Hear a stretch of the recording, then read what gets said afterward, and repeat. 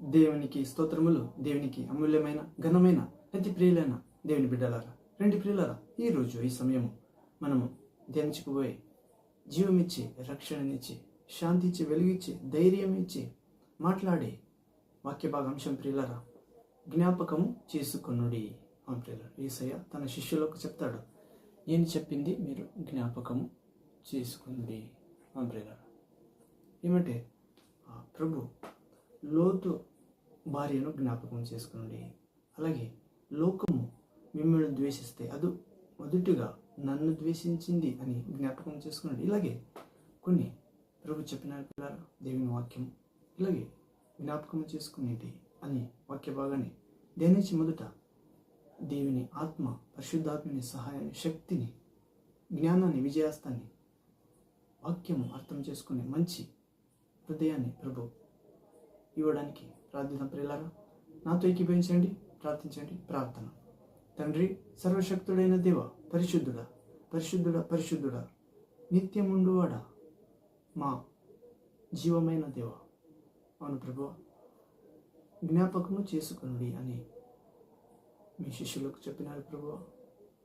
ఈ లోకం దుష్టును వశంలో ఉన్నది, మీరు దేవుని వశంలో ఉన్నారు అన్నట్లు ప్రభువా, ఈ లోకాన్ని ఎంతో ప్రేమించి మీ ఒక్కడే కుమారుని ఇచ్చినారు బలి అవ్వడానికి. ఆయన యందు విశ్వసించి ఎవరు నశింపక అందరూ నిత్యము జీవించాలని, పరలోకం స్వర్గం చేరాలని మీ చిత్తం తండ్రి. ఆ చిత్తం మా అందరిలో నెరవేరినట్లు కృప చూపండి. మేము అందరికీ చెప్పినట్లు సువార్త శక్తినివ్వండి పరిశుద్ధాత్మ ద్వారా. ఇలాగే చేసి సాతాన్ని, మన అనుచరులని, మీ పిల్లలైన మా అందరి కాళ్ళ క్రింద నిత్యము చిత్తక త్రొక్కాలని గొప్ప విజయం యేసుక్రీస్తు నామములో మా అందరికీ ఇవ్వమని శాంతిదాతుడైన దేవ యేసుక్రీస్తు నామములో ప్రార్థించి పొంది ఉన్నాము తండ్రి. Amen, amen. Thank you father, thank you Jesus Christ, thank you holy ghost, fire, living water flow. Amen. రెండు పిల్లరా, చిన్న వాక్య భాగాంశం ధ్యానించుకుందాం. జ్ఞాపకము చేసుకొనుడి.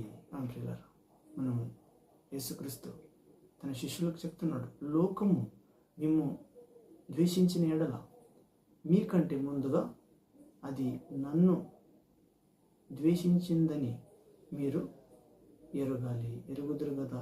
అవును ప్రియులారా, ఇలాగే మనము ఒక సన్నివేశం ద్వారా చూస్తే ప్రియులారా, సుల్తాను అనే రాజు ఒకడు ఆ సాయంత్రపు వేళలో తన గుర్రం ఎక్కి షికారుకు వెళ్ళినప్పుడు దారి ప్రక్క నుండిన ఆ చెరువులో పడిపోయాడు. ప్రాణరక్షణ కోసం అల్లాడుతున్నప్పుడు ఒక క్రైస్తవ విశ్వాసి ఒకడు పరిగెత్తుకుని వచ్చి నీళ్లలో దూకి సుల్తానును కాపాడుతాడు.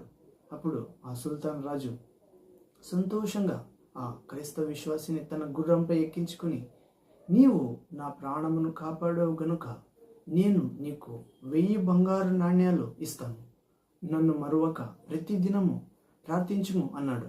విశ్వాసి కూడా దానికి ఒప్పుకున్నాడు. మరి కొంత దూరం గుర్రం మీద దాటి వచ్చారు.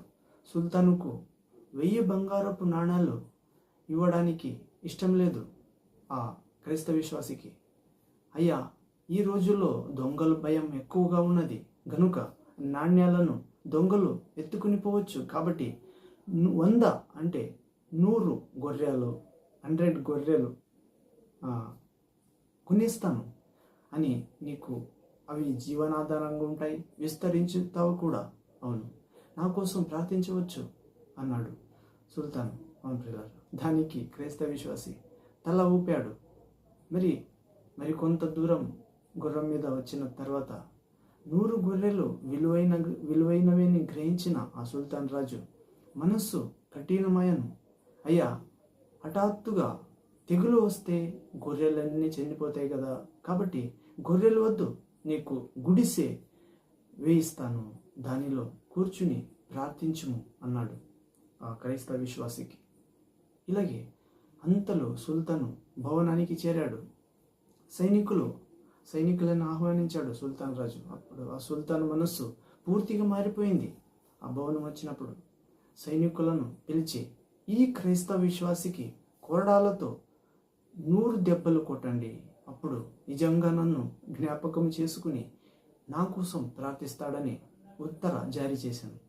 ప్రియులారా, లోకము మిమ్ము ద్వేషించిన ఎడల మీకంటే ముందుగా అది నన్ను ద్వేషించనని మీరు ఎరుగుదురు కదా అని చెప్పాడు. ప్రియులారా, ఇలాగే ఈ లోకానికి యేసుక్రీస్తు శిష్యులు, మిషనరీలు, సువార్థికులు, ప్రియులారా, క్రైస్తవులు ఎన్నో మంచి చేస్తే కూడా ఆ సుల్తాన్ రాజుకి చేసినట్లు పడిపోయిన జీవితంలో ఉన్నప్పుడు యేసునందు తండ్రి యందు విశ్వసించిన నిజమైన దేవుడు నిత్య జీవమందు యేసునందు విశ్వసించే ప్రతి అనేక స్త్రీ పురుషులు సహాయం చేసిన తర్వాత వారిని తప్పు పెట్టి వారిని ద్వేషించి ఆ సుల్తాన్ రాజులాగా భయంకరంగా శిక్షించారు. పిల్లారా, ఎందుకనగా లోకము ఎరుగదు ఆయన నిజమైన దేవుడని. యేసుక్రీస్తు వాక్యమైన దేవుడు, ఆయన ఈ లోకంలో ఉన్నాడు, కానీ లోకము ఆయనను ఎరుగలేదు.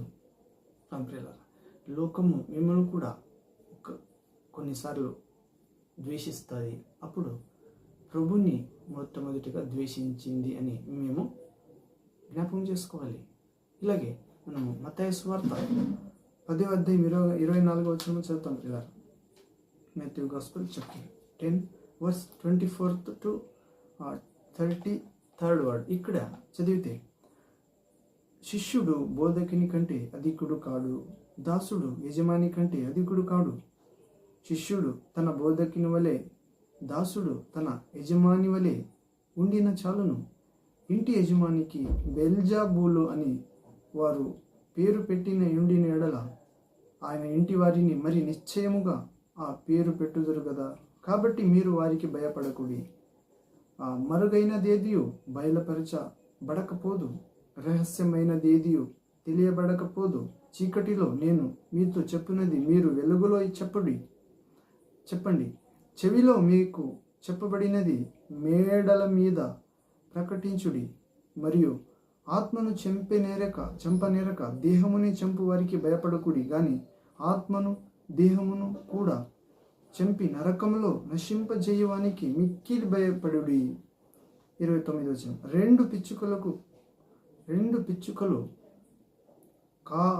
కాసుకు అంటే 2 పిచ్చుకలు కాసుకు అమ్మబడును గదా, ఒక్క కాసుకు. అయినను మీ తండ్రి సెలవు లేక వాటిలో ఒక్కటైనను నేలను పడదు. 30వ వచనం. మీ తల వెంట్రుకలన్నీ లెక్కింపబడి ఉన్నవి గనుక మీరు భయపడకుడి.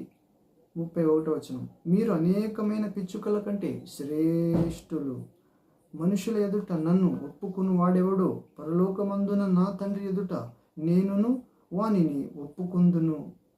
మనుషుల ఎదుట 33వ వచనం. మనుషుల ఎదుట ఎవడు నన్ను ఎరుగను యేసును అని అంటాడు, వానిని పరలోకమందున నా తండ్రి ఎదుట నేనును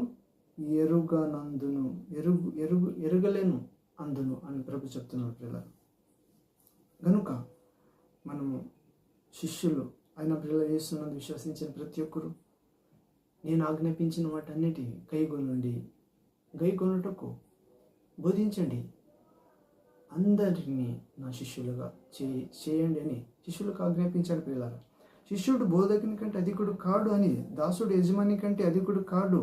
శిష్యుడు తన బోధకుని వలె, దాసుడు తన యజమాని వలె ఉండిన చాలును.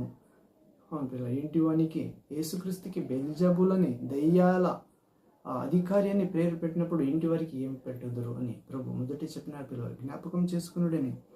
ఇలాగే మనము ఆత్మను చంపనేరక దేహముని చంపి వారికి భయపడకూడదని ప్రభు చెప్పినాడు. ఆత్మ దేహ రెండు చంపి నరకానికి వేయగల అధికారం గల సర్వాధికారి అయిన దేవునికి, ఆయన ప్రియ కుమారుడు యేసుక్రీస్తుకి పరిశుద్ధాత్మ ద్వారా భయపడాలని చెప్తున్నాడు. ప్రియులారా, దేవుని చిత్తం లేక ఒక్క పిచ్చుక కూడా నేలకు పడదు. ప్రియులారా, దేవుని చిత్తం లేకుండా మీకు ఏమో కాదు. దేవుని చిత్తం అయితే మీ మీద శ్రమలు రావచ్చు, లేకుంటే లేదు. ఎందుకనగా లోకము ప్రభుని ద్వేషించింది కనుక మిమ్మును కూడా ద్వేషించవచ్చు. అది ఖచ్చితంగా కాదు ప్రియులారా, కొన్ని సందర్భాలు. అవును, ఇలాగే జ్ఞాపకం చేసుకోవాలి ప్రియులారా, ఈ లోకముకి ఎంత మంచి చేస్తే ఇది లోకము చెడ్డవనే విషయంలో ఉంది కనుక మంచిది దానికి అర్థం కాదు మా ప్రియులారా. ఇలాగే మనము ఇంకొక వచనం చదివితే యోహాను సువార్త 13వ అధ్యాయంలో 16వ వచనంలో కూడా 18వ వచనం వరకు చదువుతాం ప్రియులారా. ఏమని? John gospel chapter 30 verse 16 to 18th word. ఇక్కడ చదివితే దాసుడు తన యజమానుని కంటే గొప్పవాడు కాదు. మరి ఇక్కడ కూడా చెప్తున్నాడు, దాసుడు తన యజమాని కంటే గొప్పవాడు కాదు, పంపించబడిన వాడు తను పంపిన వాని కంటే గొప్పవాడు కాదు. మీతో నిశ్చయముగా చెప్పుతున్నాను, ఈ సంగతులు మీరు ఎరుగుదురు గనుక వీటిని చేసిన ఎడల మీరు ధన్యులు అగుదురు. మిమ్మునందరిని గురించి నేను చెప్పలేదు, నేను ఏర్పరచుకొనిన వారిని ఎరుగుదును గాని నాతో కూడా భోజనం చేయవాడు నాకు విరోధముగా తన మెడను ఎత్తును. ఇక్కడ కూడా అదే చెప్తున్నాడు ప్రభు. నేను ఆ దాసుడు తన యజమాని కంటే గొప్పవాడు కాదు, యేసుక్రీస్తు తండ్రి కన్నా గొప్పవాడు కాదు, అంటే యేసుక్రీస్తు శిష్యులు యేసుక్రీస్తు కంటే గొప్పవాడు కాదు అని చెప్తున్నాడు. మరి పంపబడిన యేసయ్య పంపించిన తండ్రి కంటే గొప్పవాడు కాదని చెప్తున్నాడు. మరియు ఈ సంగతులు మీరు ఎరిగి అర్థం చేసుకుంటే మీరు ధన్యులగుదురు అని చెప్తున్నాడు. మరియు నేను ఏర్పరచుకొని వారిని ఎరుగుదును, కానీ నాతో కూడా భోజనం చేయవాడు నాకు విరోధముగా తన మెడను ఎత్తును. ఇస్కరియోతు గురించి చెప్తున్నాడు పిల్లలు. శిష్యులలో ఒకడు ఆ ధనం కోసం, మనీ కోసం అమ్మవేతే అన్ని జనులు ఇంకా ఎక్కువ చేయవచ్చు పిల్లలు. అందుకోసం మనం జ్ఞాపకం చేసుకోవాలి,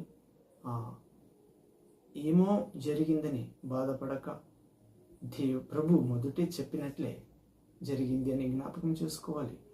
ఇలాగే మనము ఆ క్రైస్తవ విశ్వాసిలాగా ఆ కష్టంలో, మరణంలో,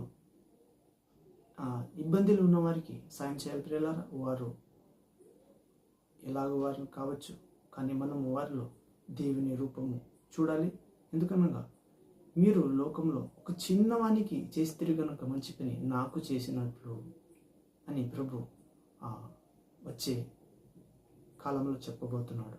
ప్రియులారా, ఇలాగే మనము ఇతరులు మంచి చేస్తే ఇతరులకు వారు ఏమిస్తారని ఆశపడక నిస్వార్థంగా చేయాలని ప్రభు చెప్తున్నాడు.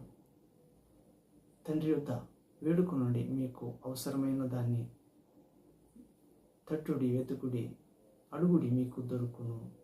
ప్రియులారా, పాపిష్టులైన మీరు మీ పిల్లలకు మంచివి ఇస్తే పరలోకపు తండ్రి తన మాట వినేవారిని, వారు ప్రార్థనని ఇంకెక్కువగా ఆలకించి ఇస్తాడు కదా అని ప్రభు చెప్తున్నాడు. ఇలాగే మనము ప్రభు ప్రతి ఒక్క మాటని జ్ఞాపకం చేసుకుని అలాగూ చేస్తే మేము ధన్యులు అవుతామని ప్రభు జ్ఞాపకం చేస్తున్నాడు. ప్రియులారా, ఈరోజు అలాంటి ధన్యులుగా మారే ఆ యేసుక్రీస్తుని శక్తిని, పరిశుద్ధాత్మ శక్తిని, యేసయ్య ఓపిక, యేసయ్య ఆ విధేయత, యేసయ్య సమాప్తి చేసిన కార్యాన్ని మనం కూడా సమాప్తి చేద్దాం ప్రియులారా. మన జీవితంలో ప్రభు ఇచ్చిన ఆ వాక్యం పాటించి యేసయ్య ఆజ్ఞాపించినట్లు మేము కూడా, యేసయ్య రక్షకుడు, పాప క్షమించే ఏక దేవుడు, ఆయన మన కోసం చనిపోయి, మన స్థానంలో చనిపోయి మనల్ని తన పునరుత్థానం ద్వారా లేపించినాడు. తండ్రికి రాజ్యంగా, యాజకులుగా, స్వకీయ సొత్తుగా, పరిశుద్ధ జనముగా చేసినాడు, వెలుగుగా జనముగా చేసినాడని చాటాలి ప్రియులారా. అలాంటి ప్రభు వాక్యం జ్ఞాపకం ఉంచుకునే భాగ్యం పాటించే సఫలమై భాగ్యం ప్రభు ఈ వాక్య భాగంలో మనందరికీ ఇవ్వనుగాక. ఇస్తాడు యేసుక్రీస్తు నామములో తండ్రి, పరిశుద్ధాత్ముడా, ఆమేన్. మరొక వాక్య భాగంలో దేవుని చిత్తమైతే కలుద్దాం ప్రియులారా. అంతవరకు తండ్రి దేవుని ప్రేమ, యేసుక్రీస్తు కృప, పరిశుద్ధాత్మని నిండు సన్నిధి, వర ఫలము, ఆయుధాలు, అభిషేకము, దుష్టిని కాడి విరుగొట్ట బడే దేవుని వాక్య ఖడ్గము జీవజలము అగ్ని మీతో ఉండునుగాక. యేసుక్రీస్తు నామమున తండ్రి, స్తోత్రం మీకు. Amen, amen. Thank you father, thank you Jesus Christ, thank you holy ghost, fire, living water flow. Amen.